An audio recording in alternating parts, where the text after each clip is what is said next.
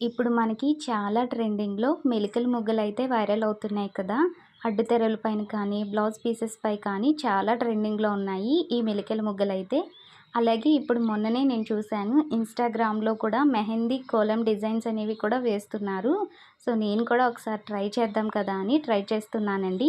నిజంగా చాలా వచ్చింది ఫైనల్ అవుట్‌పుట్ అయితే. హ్యాండ్స్ పైన కొలం డిజైన్ అనేది ఎంత బాగా కనిపిస్తుందో. సో, నేనైతే ఏ డిజైన్ వేసుకోవాలనుకుంటున్నానో ఆ డిజైన్ అనేది పెన్‌తో డ్రా చేసుకున్నానండి.